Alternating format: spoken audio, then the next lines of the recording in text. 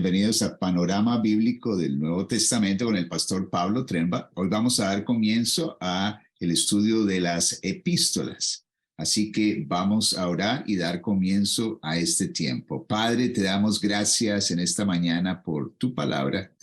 Padre, te damos gracias por tu espíritu de verdad, Señor, que guía nuestras vidas. Sé tú hoy enseñándonos, revelándonos y dándonos dirección para cumplir tus propósitos. Bendice al pastor Pablo, Señor, su ministerio, su familia. En el nombre de Cristo Jesús. Amén. Bueno, vamos a dar entrada a nuestro invitado, el pastor Pablo Otremba. Buenos días, buenas tardes, como sea donde estén. Bienvenidos a Comprensión de los Tiempos y aquí a Panorama Bíblico del Nuevo Testamento. Estamos mirando de manera general algunos aspectos de cada uno de los libros del Nuevo Testamento, de aquellos 27 libros, y hemos estado revisando lo que ocurrió antes de lo que hoy conocemos como el Nuevo Testamento, su historia. Y es acerca de ese tiempo de silencio que hubo entre el Antiguo y el Nuevo. Después estuvimos mirando los evangelios, los 3 sinópticos y después Juan. Y después estuvimos revisando el libro de los Hechos. Es un libro que me fascina mucho porque vemos cómo el movimiento que Jesús comenzó sigue de la mano de aquellos que Él entrenó y preparó para llevar este mensaje de la salvación hasta los confines de la tierra. Y todo ese avance, cómo ocurre en las manos de una gente que Jesús preparó, empoderó y envió, es fascinante. Y bueno, ahora nosotros estamos entrando a lo que son las epístolas. Las epístolas, aquí nosotros vamos a ver primero 13 de esas epístolas o cartas que el apóstol Pablo escribe o se le adjudican a él. Y después tendremos que estar mirando otras cartas que no le pertenecen o no son de autoría del apóstol Pablo y que también están dirigidas a un público más general. Por eso las llamamos católicas o generales, no tiene nada que ver con la Iglesia Católica, sino con que son generales, católicas en ese sentido. Y tendremos que finalmente estar mirando el libro de Apocalipsis, el profético en el Nuevo Testamento. Pero en esta mañana, en este momento, vamos a fijar nuestra mirada en las epístolas paulinas y miremos una pequeña introducción a ellas. Y yo no sé, ojalá que ustedes se fascinen, se emocionen y también ojalá que esto les abra un poquito el apetito a revisar más lo que es el contexto histórico, político, social, religioso en el cual se escribió esta carta, pero también el contexto de la iglesia o de la persona a la cual se le está escribiendo esta epístola. Esto es súper importante, o escrito, porque los evangelios son otro tipo de escritos. Entonces vamos a es bueno llegar y revisar todo esto para poder entender mejor el contenido de cada una de los escritos, y en este caso de las epístolas, y no desviarnos en asuntos de poca importancia, y de verdad poder mirar los asuntos centrales. Y por eso a veces, déjenme decirles aquí una cosita, una carta normalmente uno la lee del principio al final en una sentada. Cuando mi esposa, cuando estábamos, en ese tiempo no había WhatsApp, no había correo electrónico, entonces yo trabajaba en un lado, ella también trabajaba en otro, me escribía cartas, yo le escribía cartas cuando podía. Ella las guardó por mucho tiempo, creo que todavía por ahí las tiene. Tristemente yo no guardé, qué típico hombre, pero bueno, entonces, pero uno leía la carta del principio al fin. ¿Por qué? Porque ahí hay un pensamiento, ahí hay varios mensajes o un mensaje que uno quiere comunicar y entonces uno no lee la carta solo una frase porque puede sacarla del contexto y pensar cosas hasta terribles. No, uno tiene que leer todo. Y así es igual con las epístolas, tanto las del apóstol Pablo como Pedro, Santiago, Judas y otros.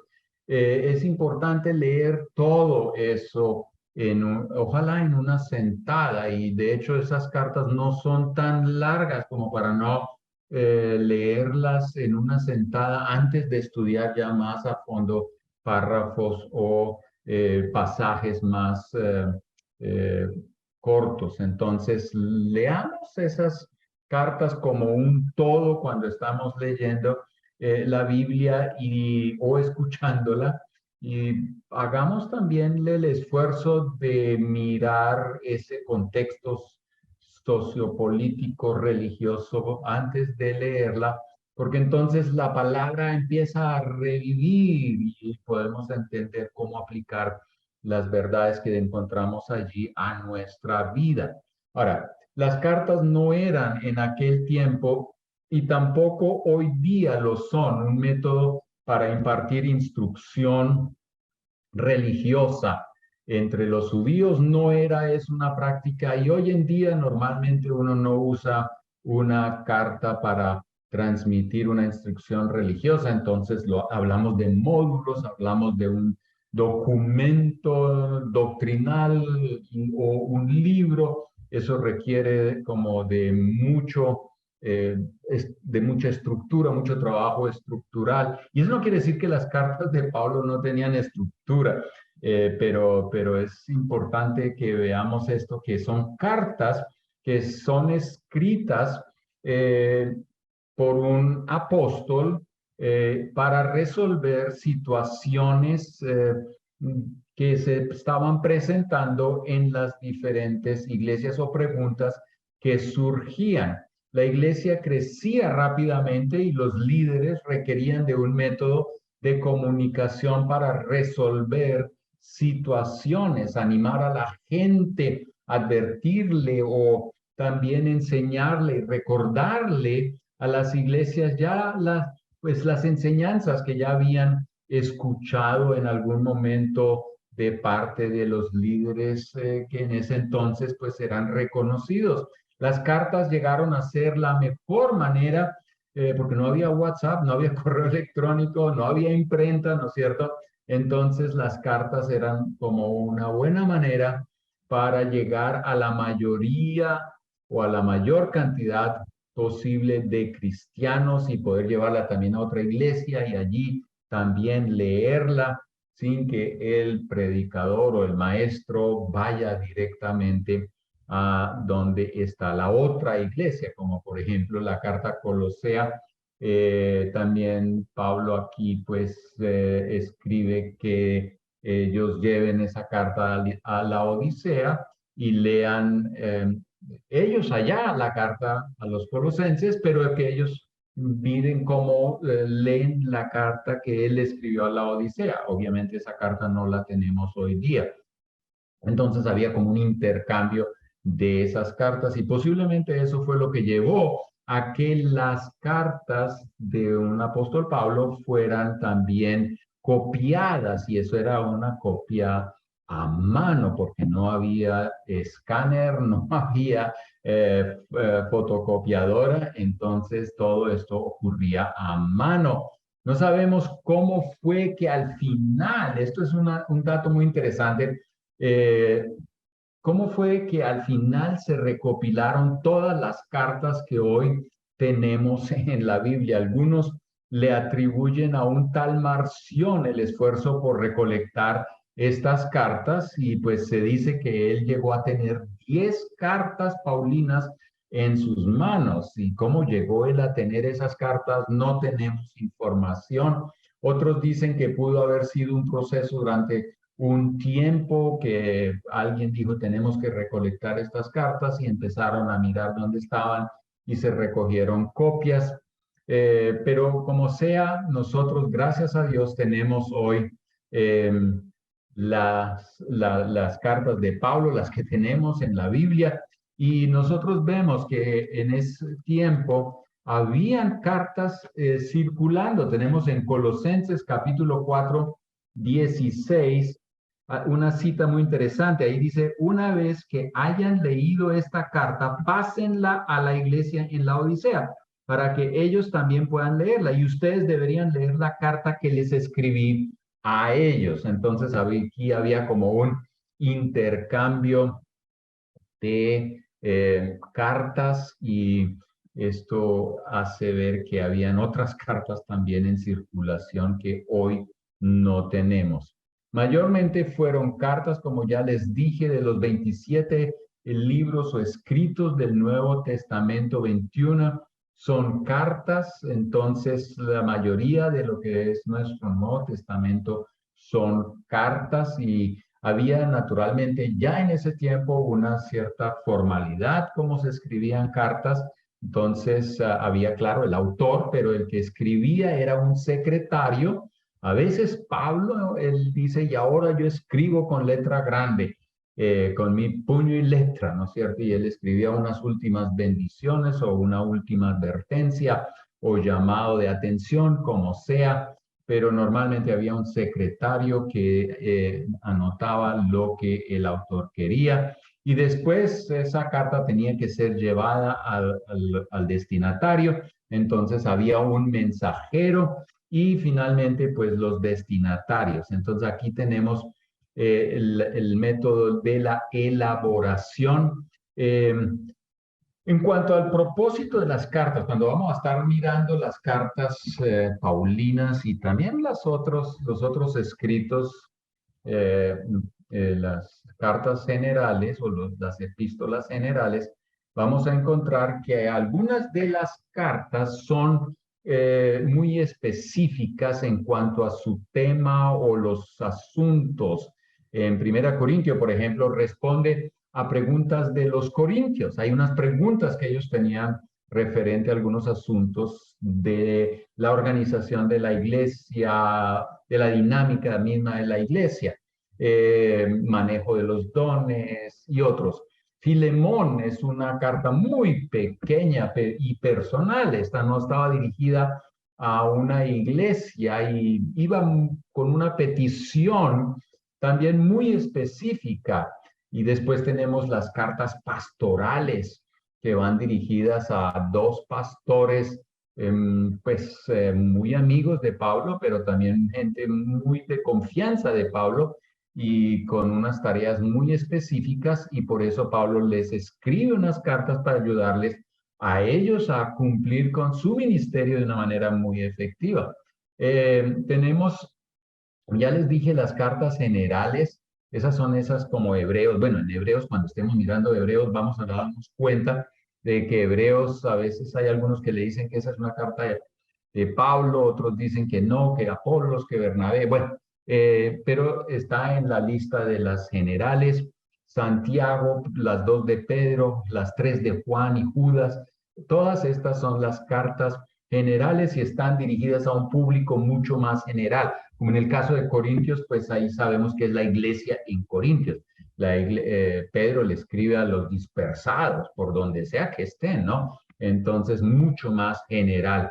Y tenemos eh, la clasificación de las cartas. Tenemos las cartas generales, que son las 8 que ya mencionaba, y las 13 del apóstol Pablo. Hablando un poquito de las cartas de Pablo, estas contienen muchas instrucciones, consejos, exhortaciones acerca de temas teológicos, acerca de temas éticos, sociales y personales relacionados con la adoración a Dios. Tenemos, por ejemplo, Primera y Segunda de Tesalónica. Si uno quiere ayudarle a alguien a entender algunos asuntos de la segunda venida del Señor Jesús, de los últimos tiempos, entonces Primera y Segunda de Tesalonicenses, ahí están. Esas las reconocemos como escatológicas.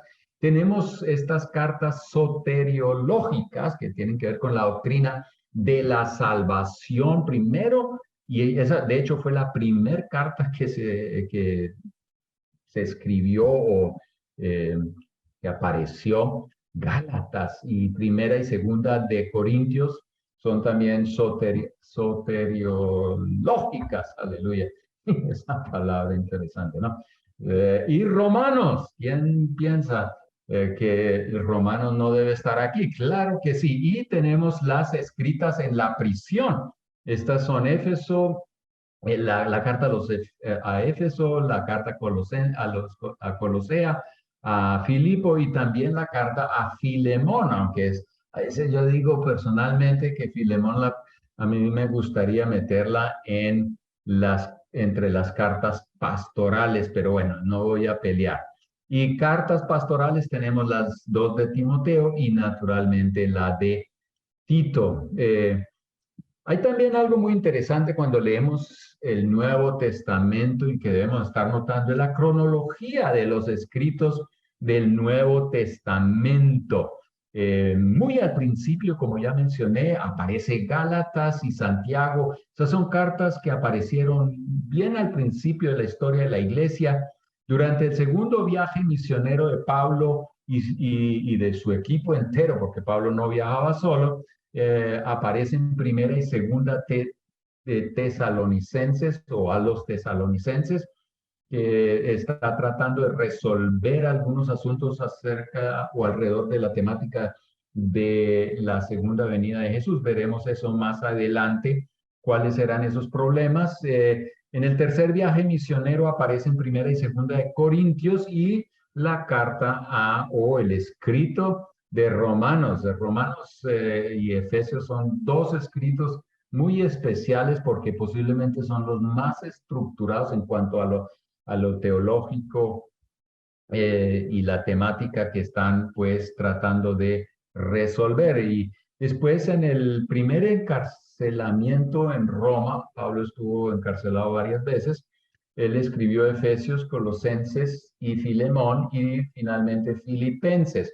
Son 4 escritos desde la cárcel en Roma. Es donde pregunto qué hubiera hecho Pablo desde la cárcel hoy con WhatsApp y todas estas cosas que nosotros hoy tenemos.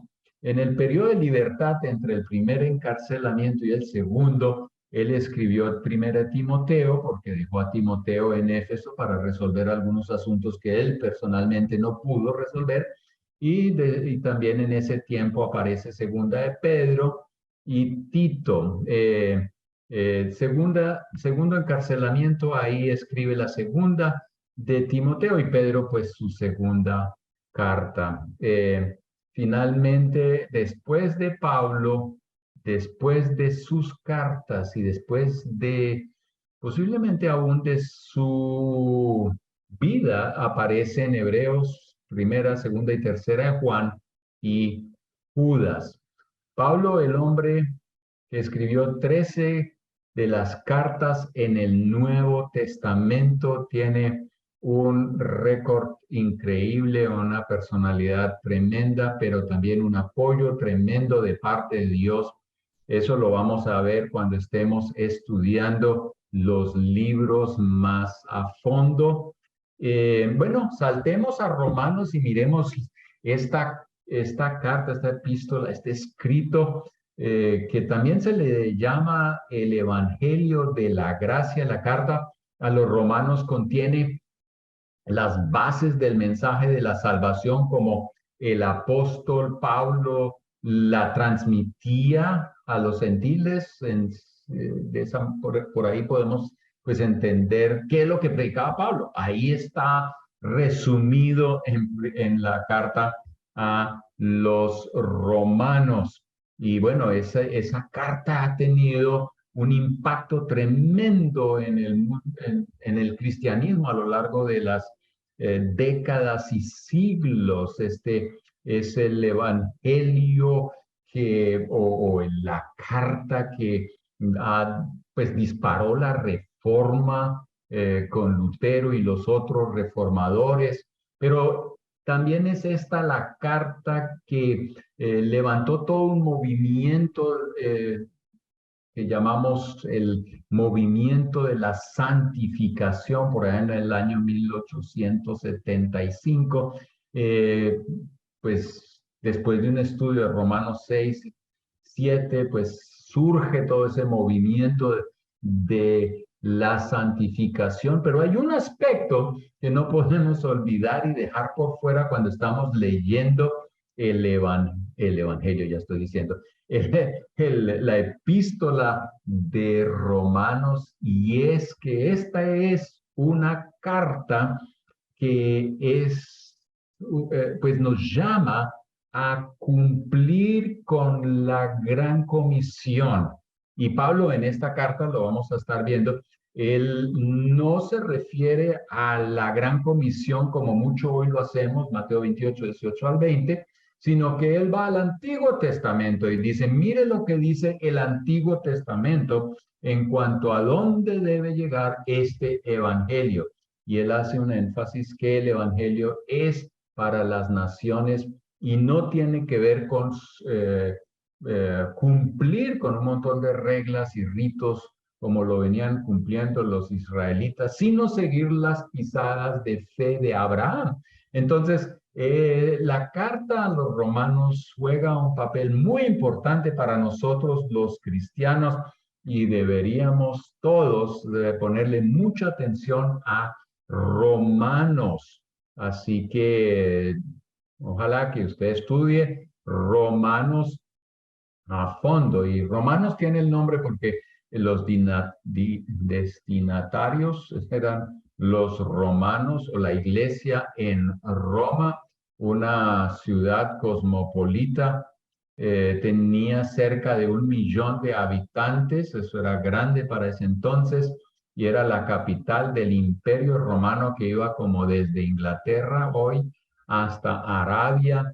Roma era un centro diplomático y comercial del mundo de aquel entonces. No se relata en el Nuevo Testamento cómo inició la iglesia en Roma. Esto es algo que siempre debemos tener en cuenta y a veces nos preguntamos, ¿cómo que empezó la iglesia en Roma? Pudo haber sido fácil que gente que vio o experimentó el derramamiento del Espíritu Santo en Hechos capítulo 2, visitando Jerusalén, tocados por Dios, ahora regresaban a sus lugares de procedencia y empezaron a hablar con otros y con ellos surgió una iglesia también en Roma. Es muy posible, no lo sabemos. Lo que sí sabemos es que ninguno de los grandes que conocemos en la Biblia, Pablo o Bernabé o otros, no se mencionan como los que fundaron esa iglesia. Entonces, muy fácilmente podemos concluir de que gente común y corriente, tocada por Dios, llena con el Espíritu Santo, que en algún momento fueron entrenados, discipulados, encendidos por el Espíritu Santo, haciendo sus negocios, viajando por donde tenían que viajar y llegaban donde tenían que llegar y hablaban del Evangelio de Jesucristo. Y bueno, Pablo escribe esta carta porque planeaba visitar a Roma, pero visitando a Roma, él quería seguir después hasta España. Eso nos lo dice Romanos 15, 14 al 24. Y aunque Pablo no conocía a los creyentes de Roma, él oraba por ellos. Eso lo leemos en Romanos 1, 9 al 15. Uno no tiene que estar orando por creyentes solamente cuando los conoce, sino que también puede estar orando por creyentes que no conoce. En los últimos tiempos yo estoy orando más frecuentemente por los cristianos y hermanos perseguidos en Afganistán, en Irán, en Pakistán, en India y China y en otros países.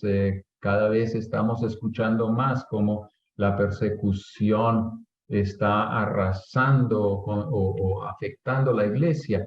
Y tengo una carta de orar por ellos. Posiblemente nunca los vea, pero ¿por qué no orar aunque no los conocemos? Y si usted escucha de alguna iglesia, de algunos creyentes, oye, ¿por qué no orar? ¿Por qué no tornar eso de una vez en una oración por esta gente, para que su fe no termine, sino que sigan adelante siendo luz en medio de circunstancias complicadas, o como sea, porque hay diferentes situaciones en cada país y yo animo que usted, pues, cuando esté leyendo la Biblia y esté viendo cosas así como Pablo orando por Roma, y usted escucha de alguna iglesia, de algún lugar en el mundo, en las noticias o lo está leyendo, ¿por qué no hacer de eso una oración por los cristianos que están allá en ese país? Y a veces hasta sabemos qué es lo que están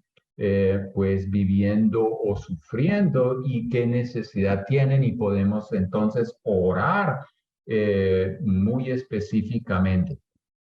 Así que cuando estamos leyendo la Biblia, ¿qué es lo que quiero decir con eso? Esto nos debe estar motivando a tomar unos pasos muy prácticos personalmente. Y algo de las cartas es eso, que Pablo pues presenta unas teorías teológicas o unas doctrinas eh, de la vida cristiana, pero de una vez las conecta con la vida práctica y dicen esto pues nos debe llevar a esto, ¿no es cierto? La gracia nos debe llevar a vivir una vida diferente, de santidad. Y si Dios nos ha dado dones, pues podemos saber y conocer cuáles son los dones que yo tengo, pero esos dones, ¿para qué son? Para edificarnos mutuamente como iglesia, y no solo eso, sino para cumplir con la misión de Dios. Eso tiene un propósito. Entonces entendemos bien lo que son los dones, pero eso nos debe llevar a ser una iglesia en movimiento y cumplir con lo que Jesús dice que debemos estar cumpliendo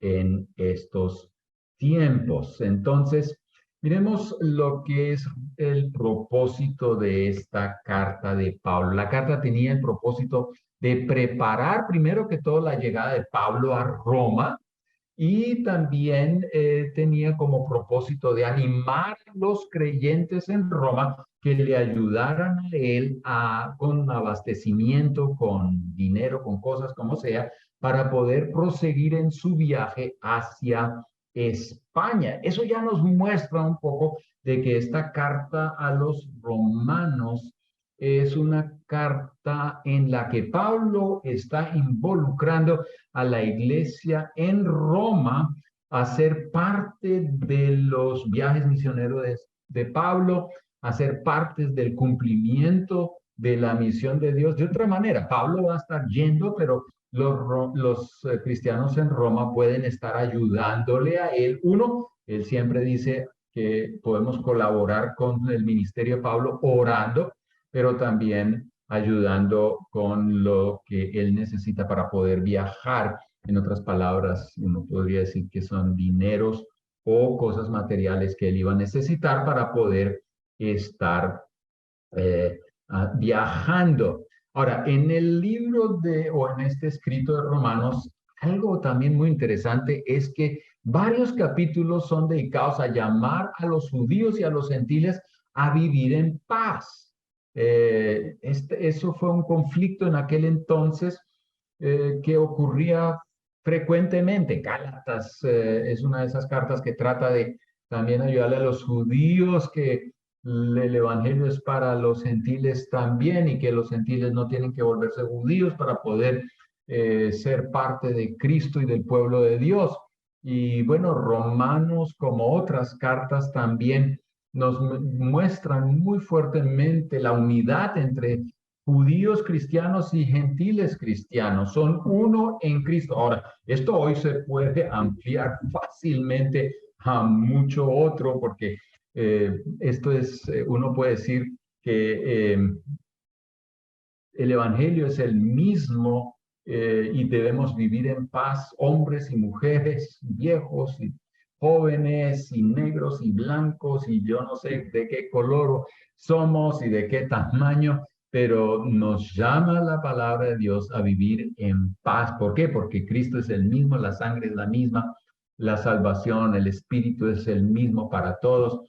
Entonces, eso nos muestra Romanos con gran claridad. Entonces, algunas cosas que yo quiero resaltar en esta ocasión. Seguro hay mucho más que decir en cuanto a esta carta escrita a los romanos, unas características que resaltan aquí. La carta del apóstol Pablo a los romanos es un tratado del plan de la salvación por medio de Jesucristo el Redentor. Esta carta nos recuerda la necesidad de la redención. Entre Romanos 1 y Romanos 3 se muestra lo pecadores que somos y que no nos podemos salvar a nosotros mismos, sino que necesitamos a un Salvador, la ayuda de afuera. Todos han pecado y necesitamos de un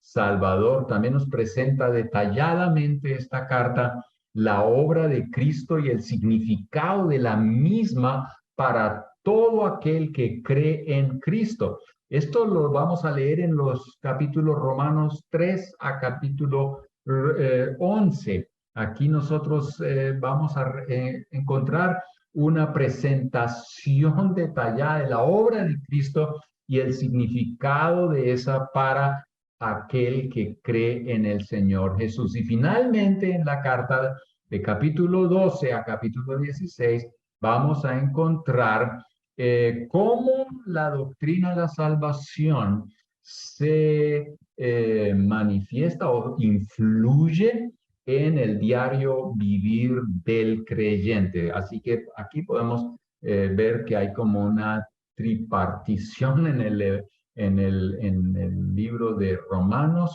una que anota claramente que necesitamos salvación, somos pecadores, no nos podemos salvar a nosotros mismos, y la otra parte es aquella que habla de la cruz, y la última, cómo toda esta cruz y su mensaje y la salvación tienen efecto en la vida diaria del que cree. Cristo es el protagonista de nuestra salvación. Esto es algo que en el libro de Romanos muy claramente resalta. Es Cristo el protagonista. Él es la fuente de la salvación. Entonces, esto es súper importante que nunca olvidemos esto, que en Romanos Cristo es el centro, y hasta con Romanos usted podría llegar y comenzar una buena enseñanza mostrando quién es ese Cristo. El Espíritu Santo es mencionado en la carta a los romanos, y nosotros vemos que aquí él se presenta, o Pablo lo presenta como aquel que viene con poder para equipar a la iglesia y hacer que el evangelio llegue a todo el mundo. Romanos capítulo 15, versículo 19, 15-19, nosotros vemos lo siguiente. Ahí dice: los gentiles se convencieron por el poder de señales milagrosas y maravillas y por el poder del Espíritu de Dios. La salvación es por gracia, pero cuando estamos predicando el Evangelio necesitamos también el poder del Espíritu Santo. No lo podemos hacer solos, necesitamos el empoderamiento de lo alto. Y dice Pablo: y de esa manera presenté con toda plenitud la buena noticia de Cristo. Así que aquí también sabemos qué es lo que hay que predicar. El tema principal de nuestra predicación debe ser la buena noticia de Cristo. Y dice que desde Jerusalén hasta llegar a la región de Ilírico, una cita paralela, o por lo menos que suena muy similar a Hechos 1:8, que vamos a recibir el poder del Espíritu Santo y seremos testigos en Jerusalén, Judea, Samaria y hasta el fin del mundo. Y aquí vemos también el poder del Evangelio, el Espíritu Santo, pero también la buena noticia de Cristo, y que debe ir a todo lugar, a todas las naciones. Un aspecto muy importante en la epístola a los romanos es el de la visión y misión de Dios. Están estudiando en esta ocasión acerca del panorama bíblico, y Romanos Me encontré con esta verdad que no había notado personalmente yo antes, así que siempre sigue estudiando y vaya y continúe estudiando la Biblia. Usted nunca termina de estudiar. Alguien dijo que ya estaba como llegando a los 70 o algo así, dijo, yo me siento como uno de 50, pero con experiencia de 20. En otras palabras, él estaba tratando de decir, todavía tengo que aprender un montón. Ojalá que ese espíritu nos mantenga o lo mantengamos nosotros, ¿no es cierto? Siempre dispuestos a seguir aprendiendo. Pero Romanos habla claramente de tener una visión mundial y también el deseo de llevar el Evangelio a todos los lugares a donde no ha llegado el mensaje de Jesucristo. En esta carta se une la misión y la teología, porque encontramos una teología clara de la salvación, pero esa teología en cuatro paredes no sirve de mucho. Esa teología tiene que salir de las cuatro paredes e ir a las naciones. Y eso lo notamos muy claramente en esta carta a los romanos. Hay un mensaje de salvación para todo el mundo y hay una comisión dirigida a toda la iglesia de llevar este mensaje a todo el mundo. Frecuentemente se comete el error de hacer de la carta a los romanos un simple tratado teológico, olvidando la enmarcación del mensaje doctrinal. Y miremos esa enmarcación. Pablo menciona de entrada sus planes misioneros. Y allí dice en Romanos capítulo 1 al 15, que él está pasando por Roma, pero con el propósito de ir a España para llevar el evangelio de Jesús a esa nación. Entonces, la carta comienza con un claro entendimiento. Oye, el evangelio no es solamente para que llegue a Roma y ahí yo me siento y todo lindo y la gente es edificada. No, no, no. De ahí yo sigo porque yo estoy interesado en llevar este evangelio a las personas que todavía no han escuchado el evangelio. Y miren lo que dice Romanos 1:1. Dice, yo, Pablo, esclavo de Cristo Jesús y elegido por Dios para ser apóstol y enviado a predicar su buena noticia, escribo esta carta. Pablo sabía claramente cuál era su llamado y obedeciendo ese llamado, él iba a ir hasta, pues, España. El motivo para ir a Roma, como lo dije, es pues saltar a España y a cualquier lugar donde Dios le dice que debe ir. Entonces, Pablo está muy claro en cuanto a lo que tiene que ver con la misión de Dios. Romanos 1:16-17 dice, a la verdad, no me avergüenzo del Evangelio, pues es poder de Dios para la salvación de todos los que creen, de los judíos primeramente, pero también de los gentiles. De hecho, en el Evangelio se revela la justicia que proviene de Dios, la cual es por fe de principio a fin, tal como está escrita, el justo vivirá por la fe. Así que Pablo justifica doctrinalmente lo que desea hacer tanto en Roma como en España. Ahí hay un mensaje de salvación y ese mensaje debe ir a todas las naciones. La expansión de las misiones mundiales es el plan de Dios, así lo entiende Pablo, y no es la idea de un apóstol o de una persona, ni tampoco de una iglesia. Es el plan de Dios. Al final de la epístola, Pablo vuelve a reiterar su llamado, el plan de Dios, su pasión y su propósito. En Romanos capítulo 15, él vuelve a hablarnos acerca de su intención de pasar por Roma para ir a España y llevar el evangelio a esa nación. En Romanos 16, 25 al 27 dice que toda la gloria sea para Dios, quien puede fortalecerlos tal como expresa la buena noticia. En ese mensaje acerca de Jesucristo se ha revelado su plan para ustedes los gentiles, un plan que estuvo guardado en secreto desde el principio del tiempo, pero ahora tal como lo predijeron los profetas y el Dios eterno lo ha ordenado, ese mensaje se da a conocer a todos los gentiles en todas partes para que ellos también puedan creer y obedecerlo. No sé si ustedes se dan así rápidamente, pero vemos que la carta a los romanos está enmarcada en el llamado, con el llamado a misiones, con el llamado a llevar el evangelio a donde no ha llegado.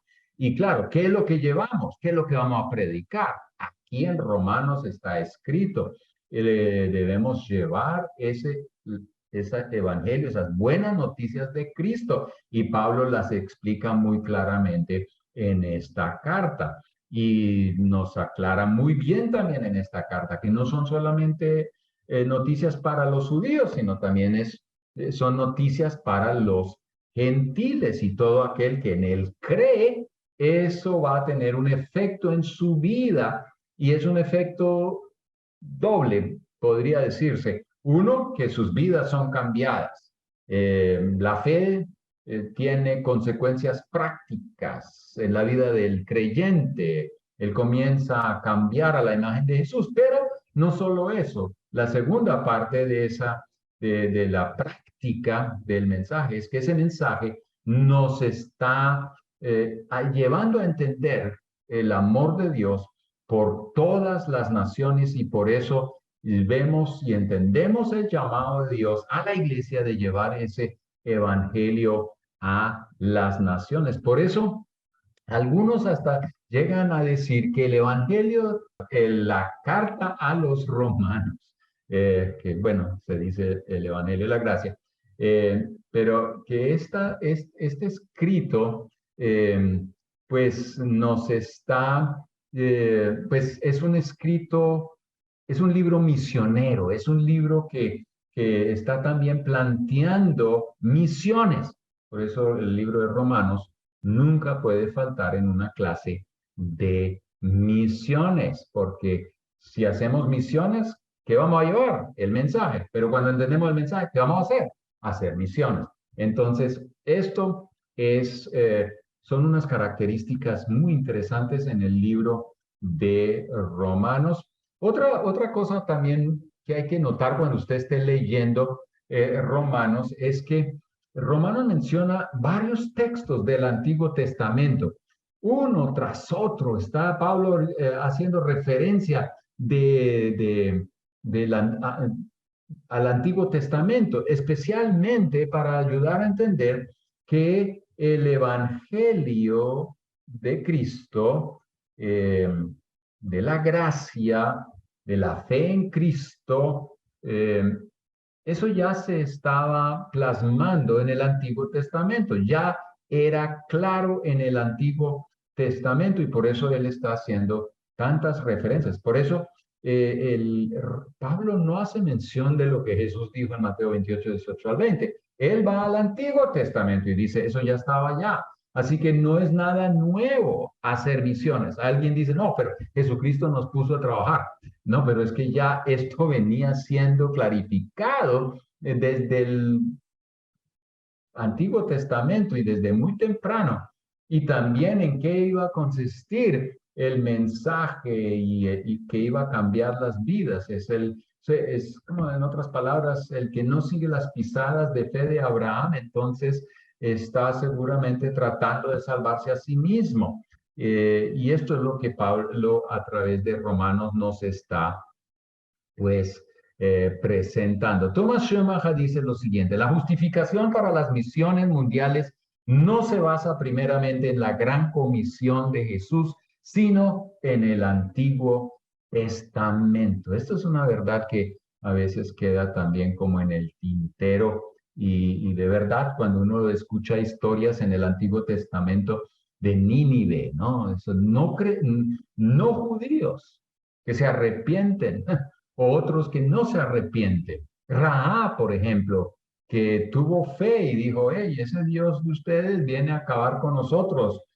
Ahora yo los cuidé a ustedes, guárdenme a mí. Ella tenía un cierto tipo de fe que le fue reconocida, esa fe para que no fuera destruida con el resto de Jericó. Y interesante que después aparece mencionada en una de las genealogías, pues en la genealogía que nosotros podemos leer en Mateo, como un antecedente de Jesús, Naamán, un no judío, un gentil que viene a Israel para ser sanado, pero no solamente sanado, sino que él dice que ya no iba a adorar más a otros dioses, sino al Dios de Israel. Y tenemos una lista de gente que Ruth también es otra de esas mujeres, todas mencionadas ya en el Antiguo Testamento. Y entonces aquí, pues Pablo usa historias donde esa verdad está plasmada para ayudarnos a entender en la carta a los romanos que las misiones a las naciones, llevar el evangelio a donde la gente que no ha escuchado ese evangelio es responsabilidad de la iglesia, del pueblo de Dios. Así que también podemos concluir que Pablo no estaba predicando nada nuevo. Él no dijo aquí yo tengo una revelación nueva. Lo que él entendió, lo entendió por ver bien lo que decía el Antiguo Testamento y ahora lo estaba aplicando a la vida de la iglesia ya con Cristo crucificado y resucitado. Entonces, él no estaba predicando algo nuevo. Y finalmente, pues notamos aquí que Pablo está invitando a los romanos a ser coequiperos en sus planes e intenciones. Romanos capítulo 15, versículo 30, nosotros, el siguiente versículo, mis amados hermanos, les pido encarecidamente en el nombre de nuestro Señor Jesucristo que se unan a mi lucha, orando a Dios por mí. Háganlo por el amor que me tienen, ese amor que el Espíritu Santo les ha dado. Pídanle que me libre, bueno, de los que están en Judea, que se niegan a obedecer a Dios. Y más adelante, pues, él también está pidiéndoles que le ayuden a viajar a España. Entonces, los romanos llegan a ser invitados a ser coequiperos y colaboradores del cumplimiento de la misión de Dios. Entonces, esas son algunas características que nosotros encontramos en el libro de los romanos. Seguro que hay mucho más que decir en cuanto a esta carta y solo quiero decir que esta carta nos da bases muy claras en cuanto a la salvación en Cristo, pero también nos llama a vivir una vida que marca la diferencia, cambiar a la imagen de Jesús, y también nos llama muy fuertemente a ser parte del cumplimiento de la misión de Dios, porque ese mensaje no es solamente para mí, es para las naciones, es para el vecino, es para el prójimo que no conoce a Jesús. Entonces, y recuerden que el contenido del mensaje, esta carta es Cristo, Cristo, Cristo por todo lado. El centro es Cristo. A Él es al que tenemos que estar predicando. Ay, ay, ay. Que Dios nos ayude en ese sentido. Bueno, hagamos un salto y revisemos Primera de Corintios. Ojalá que el tiempo nos dé para mirar Primera de Corintios. Esto, pues, es solo 27 libros del Nuevo Testamento, pero cada uno es dinamita y tienen tanta cosa que puede cambiar no solamente una vida, sino también toda una comunidad, una nación y el mundo entero. Las dos cartas a los Corintios que nosotros tenemos son tratados acerca del orden eclesial o de las dinámicas de la iglesia. Estas cartas son documentos valiosos que nos hablan del estado de la iglesia en los tiempos del apóstol. Interesante leer Corintios, ambas cartas, y notar cuáles eran los problemas de aquella iglesia en Corintios y notar que muchos de los problemas que ellos tenían en ese tiempo son hoy también nuestros problemas. Así que en estas cartas de Corintios, como también en las otras, vamos a encontrar asuntos que nos pueden ayudar a resolver aquellos problemas que nosotros tenemos en nuestras iglesias. Eh, Esta iglesia, por ejemplo, en Corintios estaba experimentando una crisis moral. Hoy tenemos eso, divisiones, hoy peleamos como nunca. También había mal manejo de los dones espirituales. ¿Cuánta pelea no ha habido en los últimos tiempos acerca de los dones espirituales? La falta del fruto del Espíritu Santo. Muchos hablan de que falta discipulado en la iglesia. Los frutos prácticamente, ¿dónde están? Tenemos que mirar eso bien de cerca. También existían temas de poder, ¿no? Que yo soy de Pablo, yo soy de Pedro y así. Y cada quien quería ser como el más grande. Entonces, Pablo está tratando esos temas aquí en estas cartas. También había asuntos de idolatría, un sincretismo en algunos bandos de la iglesia.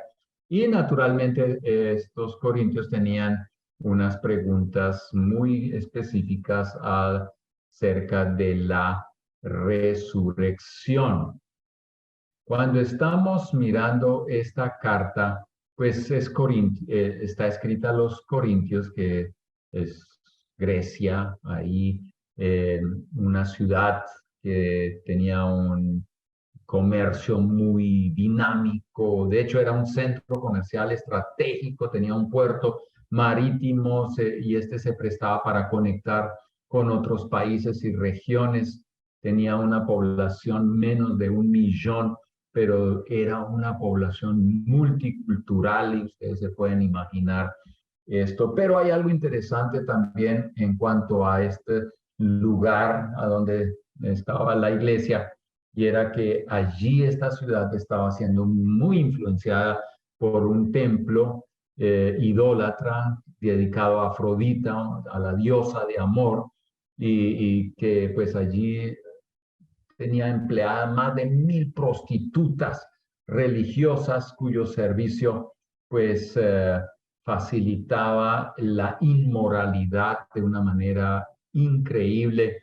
La ciudad se caracterizaba por ser una ciudad rica, pues había dinero, y por tener escuelas de arte, salones de conferencias, escuelas de filosofía y otros. Así que era un centro con mucha actividad, había mucho secularismo ahí. Entonces, claro, en medio de esas circunstancias la iglesia tenía sus desafíos y gente de ese entorno se convertía, no tenía ni idea de los mandamientos de Dios, tenían que ser indoctrinados, tenían que ser ayudados, muchos mezclaban las cosas del mundo, la idolatría y las cosas de la iglesia, la doctrina cristiana. Entonces aquí es donde Pablo está escribiendo en esa situación. Por eso esta carta se hace muy interesante cuando uno pues entiende el trasfondo de la ciudad y de los cristianos que están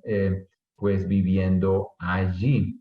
Y claro, Pablo escribe porque él es motivado a escribir. ¿Por qué? Porque él escuchó de la familia de Chloé, y por medio de una carta, cuál era la situación de inmoralidad que estaba ocurriendo en la iglesia. Había una situación muy delicada allí, y también estaba entrando doctrinas falsas a la iglesia y habían unas prácticas muy dudosas. Entonces Pablo escucha ese chisme, por decirlo de esa manera, y entonces él dice, esto hay que tratarlo, esto hay que poner en orden, y ahí es cuando escribe pues esta carta para ayudarle a los corintios a tener orden en la iglesia. Así que podemos también decir que hablar en lenguas, porque algunos dicen, no, Corintios, hablar en lenguas y esa pelea que a veces tenemos, si sí o si no, ese no era el problema grande allí. El problema grande era que había una sociedad pagana y esta estaba influyendo muy fuertemente en la vida de la iglesia. Ese era uno de los temas principales que tocaba atacar, ¿no es cierto? Y eso lo hace Pablo en esta carta. Entonces, miremos algunas características de esta carta. Debemos destacar la respuesta clave que da Pablo a todos los problemas que se estaban dando en la iglesia en Corinto y que se puedan dar hoy en la iglesia. La cruz de Cristo. Pablo enfatiza una y otra vez que la solución está en la cruz de Cristo. Y claro, él hace también referencia, nos aclara que nosotros debemos seguir ese camino de la cruz y eso resolvería muchos o todos los problemas que se presentan en la iglesia. Eso quiere decir que allí donde Cristo no es el centro y su muerte y resurrección, surgen un montón de ideas y filosofías y también de comportamientos que no son de acuerdo a las expectativas de Dios para el creyente. Entonces, interesante, yo creo que cuando tenemos un problema de división, de idolatría, de pelea de poderes y otras, tenemos que ir a la cruz y aprender de Jesús, de su humildad, de su entrega, sí, y poder decir cuánto de ello yo estoy vistiéndome con eso, cuánto de eso me lo estoy vistiendo para poder vivirlo de la misma manera. Entonces, y si toda una iglesia lo hace, imagínense, ahora todas esas situaciones llegan a ser secundarias y podemos tener victoria. La carta de Primera de Corintios presenta un tratado extenso sobre los dones del Espíritu, capítulos 12 a 14, pues el 13 es el del amor, es como el eje alrededor del cual los dones se mueven para poder impactar no solo la iglesia, sino también la comunidad y el mundo. Entonces, esto es clave cuando estamos mirando Primera de Corintios. Bueno, hagamos también esta mañana a Segunda de Corintios. Esta es una carta un poco más corta que la primera, pero es como una secuencia a todo lo que es la situación en Corinto. La primera carta a los Corintios se considera un documento eclesial, como ya se lo había dicho, ya que el apóstol Pablo pues está estableciendo en esa carta las reglas para tener una iglesia que se desarrolla de manera afinada y funciona en paz. De igual manera, podemos considerar la segunda carta a los Corintios un documento que ayuda a la iglesia local en sus procesos de avanzar los planes de Dios. Pablo ejerce con toda claridad su ministerio apostólico para salvaguardar la iglesia de conflictos y de rumbos equivocados. Algo que me llamó la atención en esta ocasión al estar estudiando todo el Nuevo Testamento y viendo lo que es el panorama, es que muchas, si no todas, de las cartas, de alguna manera, siempre están mencionando falsas doctrinas que están atacando a la iglesia. Eso es la verdad hasta el día de hoy. Por eso tenemos que estar leyendo Biblia y estar bien ubicados en cuanto a qué son las verdades básicas de la palabra de Dios, del Evangelio, y no desviarnos de ello. Habrá mucha gente que vendrá con unos mensajes equivocados y tenemos que cuidarnos, y especialmente los líderes van a tener que cuidar a la iglesia y no ser los protagonistas de falsas doctrinas, porque esto hace gran daño, como ya lo vimos en Romanos. Una doctrina de la salvación lleva a un estilo de vida. Entonces, una mala doctrina lleva a un comportamiento equivocado. Por eso hoy en día el mundo en el que nosotros nos encontramos, que uno dice, wow, ¿qué está pasando con el mundo? Bueno, es la respuesta fácil es todos nos hemos desviado de Dios y unos insisten en que no Dios, que no sus mandamientos, quieren sacudirse de todo lo que Dios dice y hacer lo que se les da la gana. Y entonces, como no escuchan la voz de Dios, Dios dice, ahí vayan y ustedes verán. Eso es terrible, pero oye, no seamos parte de ese proceso, sino seamos gente que va contra la corriente y que son luz en el lugar donde Dios los ha colocado. Y las cartas de Pablo, de la primera y segunda de Corintios, pues llaman mucho a la iglesia específicamente a eso. Entonces, algunas características de esta segunda carta. La segunda carta a los Corintios es más una carta personal que doctrinal. Y déjenme darles aquí una información. Se habla de que deben haber, que no deben haber, sino que hubo 4 cartas a los Corintios. 2 de ellas no las tenemos. Así que tenemos estas 2. ¿Qué pasó con las otras 2? No sabemos, pero Pablo menciona algunas de esas cartas en estas 2 cartas. Entonces eso hace concluir que hay otras cartas que nosotros no tenemos. Pero entonces, ¿qué hacemos? Vivimos con lo que tenemos. La segunda carta a los Corintios es más una carta personal que doctrinal. Aquí Pablo le relata mucho de su vida, su biografía personal, y lo hace de una manera como no lo hace en ningún otro lugar, en ninguna otra carta. En esta carta él escribe con detalle lo que hace y del por qué lo hace. Pues había una minoría en aquella iglesia que no aceptaba a Pablo y que lo rechazaba y que hablaba mal de él. Entonces él tenía, por amor a la iglesia, defender su apostolado.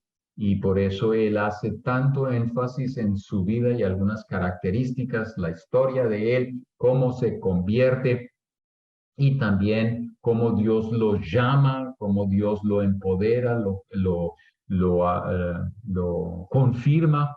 Y entonces eso es algo que nosotros vamos a estar viendo al leer segunda de Corintios y es bueno ponerle atención a eso. Es interesante notar los nombres que Pablo le da a los que son ministros. Esto resalta en segunda de Corintios.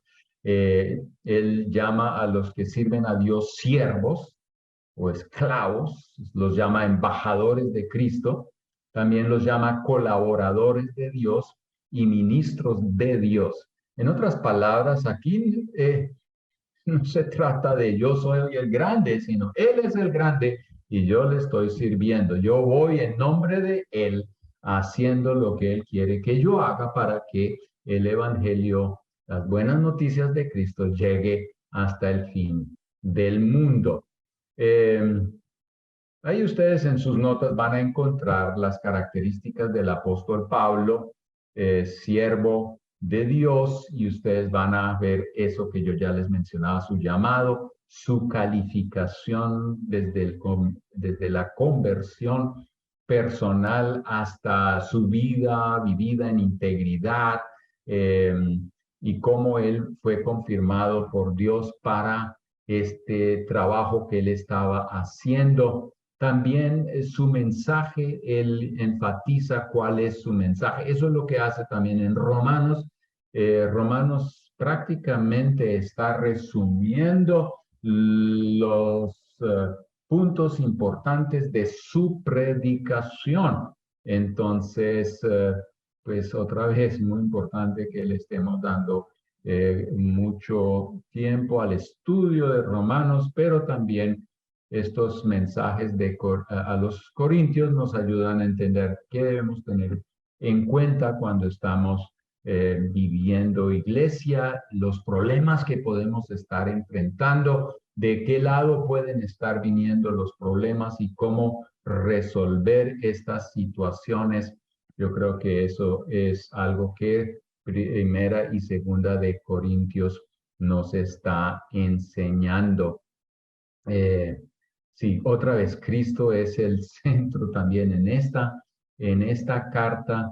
Y claro, el Espíritu Santo en la primera carta y también en la segunda carta a los Corintios llega a ser un agente muy importante, empoderador para poder cumplir la misión de Dios. Bueno, con esto pues un panorama bien general de Romanos, primera y segunda de Corintios, así que esto por hoy, nos vamos a estar viendo en la próxima sesión y ahí vamos a seguir y vemos, vamos a seguir con Gálatas y con las otras cartas que nosotros tenemos por delante. Así que Dios les bendiga y nos vemos.